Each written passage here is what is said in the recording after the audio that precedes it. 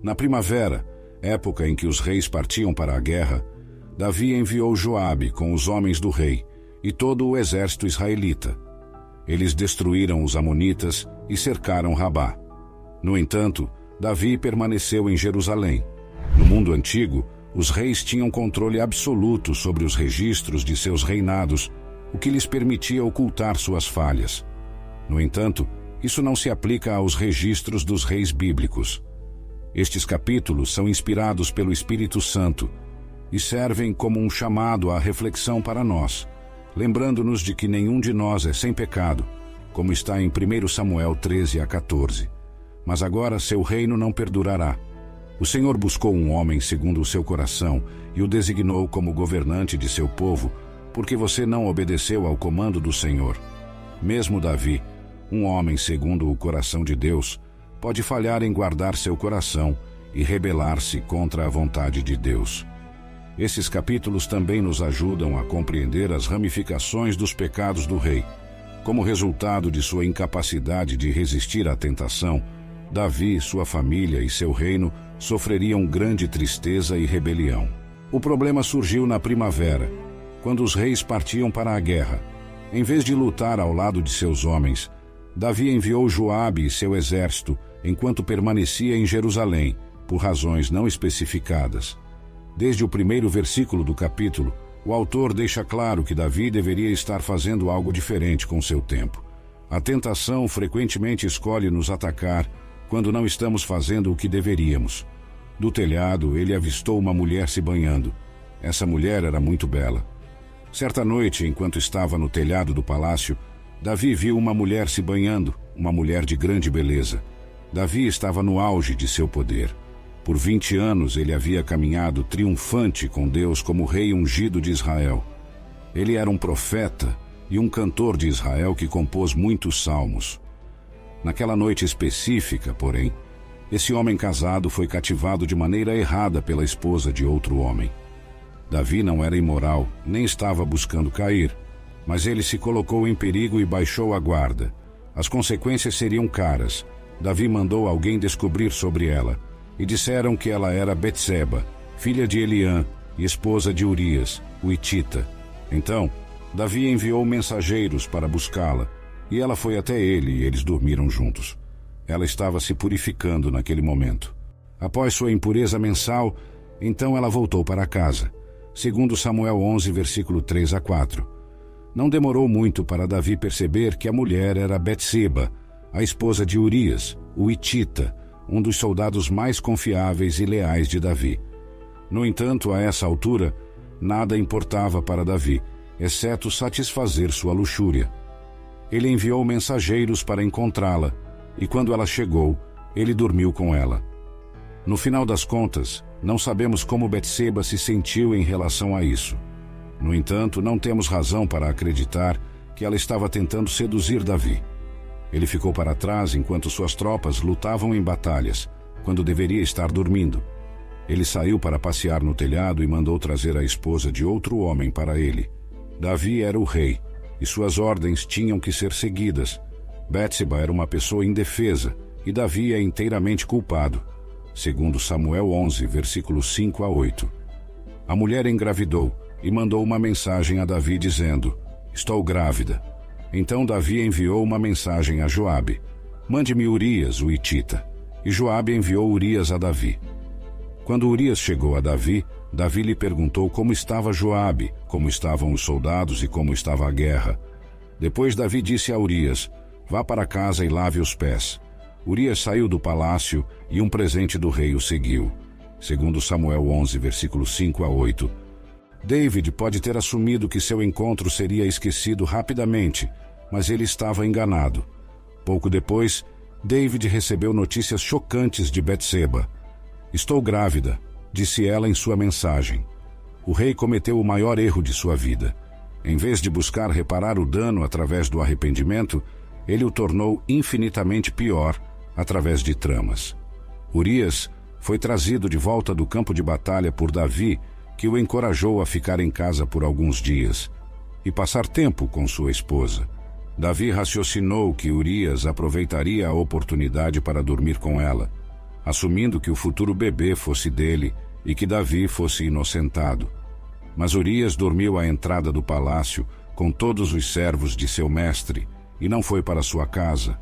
Segundo Samuel 11, versículo 14 a 16, Davi foi informado de que Urias não foi para casa, então perguntou a Urias: "Você acaba de voltar de uma campanha militar, por que não foi para casa?" Urias respondeu a Davi: "A arca e Israel e Judá estão nas tendas, e o meu senhor Joabe e os servos do meu senhor estão acampados ao relento. Como poderia eu ir para casa para comer e beber e para me deitar com a minha mulher?" Segundo Samuel 11, versículo 11. "Amo a minha esposa, e tão certo como vives, não farei tal coisa", disse Urias a Davi. Então Davi lhe disse: "Fica aqui mais um dia, e amanhã te deixarei partir." Urias permaneceu em Jerusalém naquele dia e no próximo. Por convite de Davi, ele comeu e bebeu com ele, e Davi o embriagou. Mas à noite, Urias saiu para dormir em sua esteira entre os servos de seu mestre. Ele não foi para casa, segundo Samuel 11, versículo 9 a 13. Davi tentou de tudo, inclusive embebedar Urias, mas não conseguiu fazer com que o soldado fiel dormisse com sua esposa. Urias era honrado demais para isso. Ele sabia que seus companheiros soldados estavam longe de suas próprias esposas, lutando nas batalhas da nação. O contraste entre as tramas desonrosas de Davi e a honestidade aberta de Urias não poderia ser mais marcante. Segundo Samuel 11, versículo 14 a 15. Na manhã seguinte, Davi escreveu uma carta para Joabe e a enviou com Urias. Na carta ele escreveu: "Ponha Urias na linha de frente, onde o combate estiver mais violento, e então se retirem dele, para que seja ferido e morra." Urias foi enterrado, porque Davi estava desesperado para enterrar seu pecado.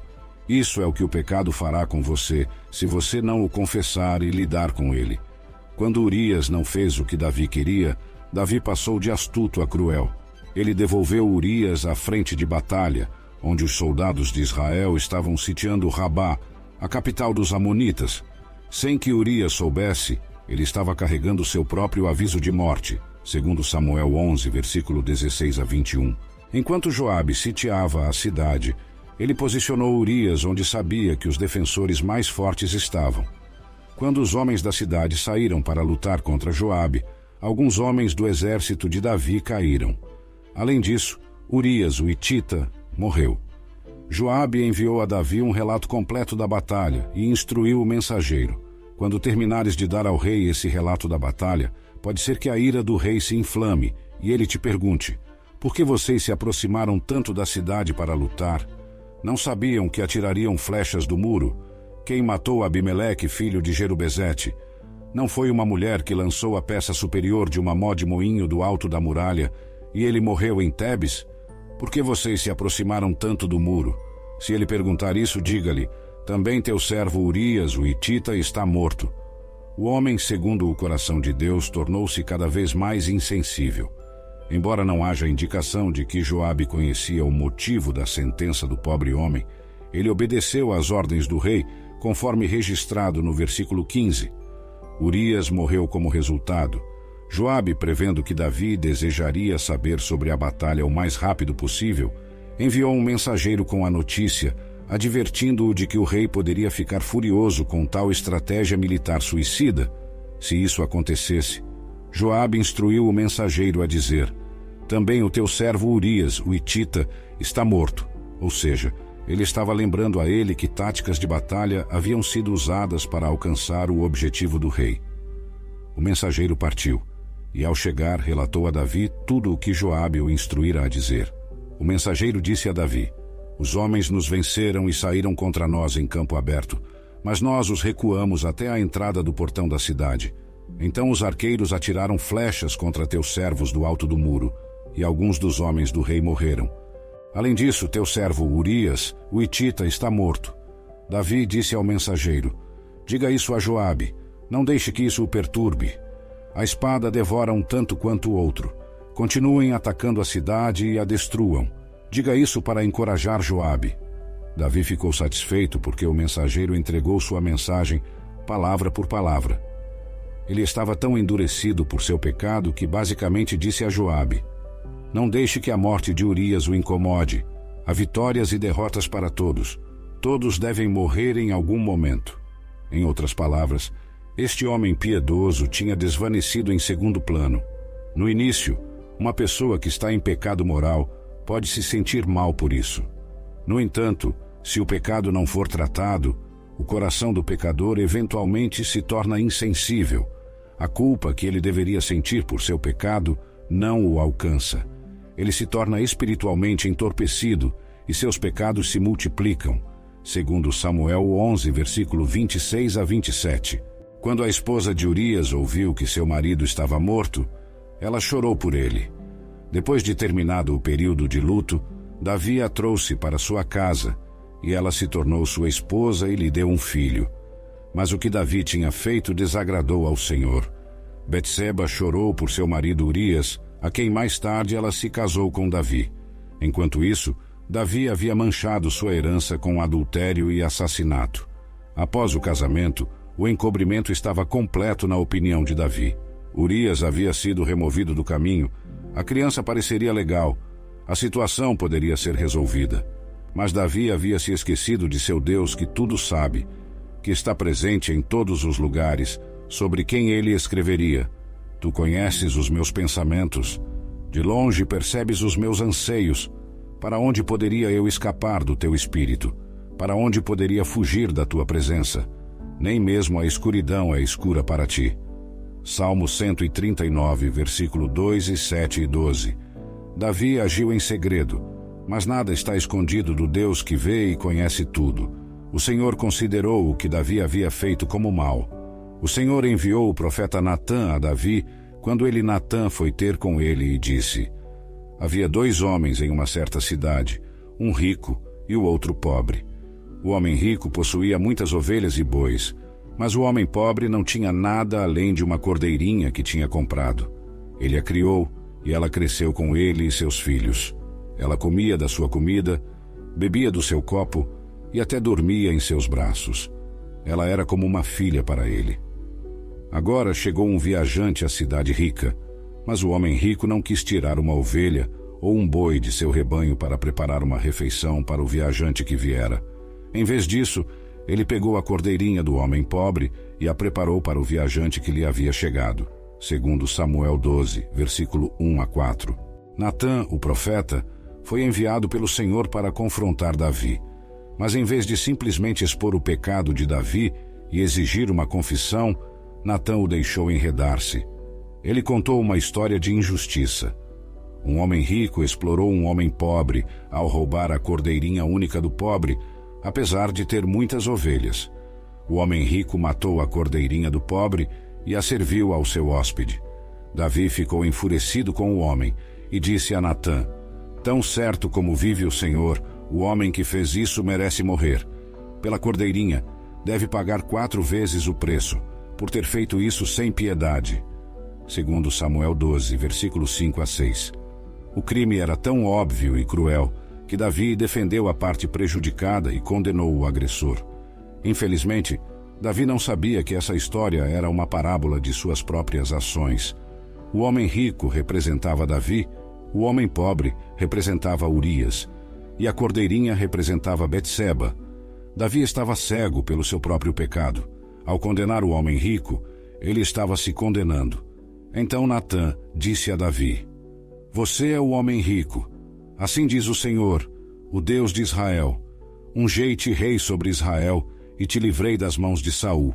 Dei-te a casa do teu senhor e as mulheres do teu senhor em teu colo. Dei-te a casa de Israel e de Judá. E se isso fosse pouco, eu teria acrescentado ainda mais. Por que, pois, desprezaste a palavra do Senhor, fazendo o que é mal aos seus olhos?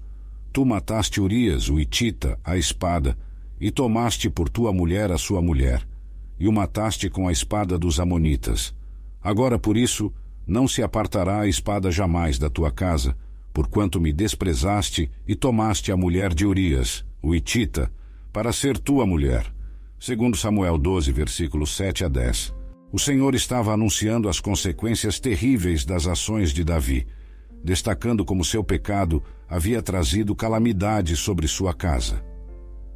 O confronto de Natã mostrou a Davi o verdadeiro impacto de suas ações e a seriedade do pecado diante de Deus. Tomar as tuas mulheres perante os teus olhos, e as darei a teu próximo. Ele se deitará com tuas mulheres à luz deste sol, pois tu o fizeste em oculto, mas eu farei isso perante todo o Israel, à luz do sol. Segundo Samuel 12, versículos 7 a 12. Natã respondeu rapidamente: Tu és o homem.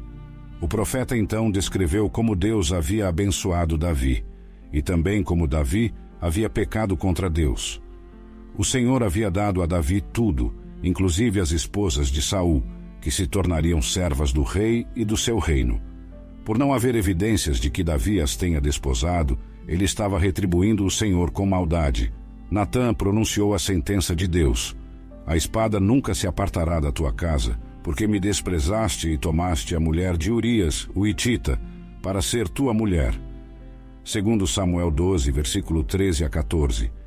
A partir de então, a família de Davi seria assolada por estupro, assassinato e rebelião.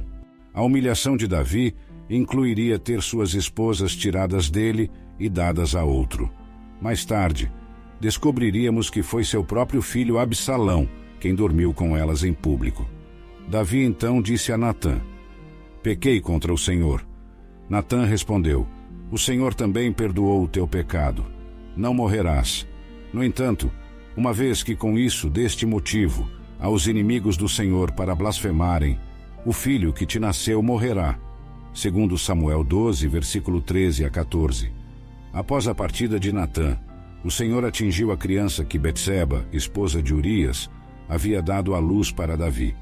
A criança ficou doente. Davi suplicou a Deus pela criança, jejuou e passou noites em saco e cinzas no chão. Os anciãos de sua casa tentaram erguê-lo do chão, mas ele recusou e não quis comer. No 7º dia, a criança morreu. Os servos de Davi temiam contar a ele sobre a morte da criança, pois pensavam que, enquanto a criança estava viva, ele não os escutaria.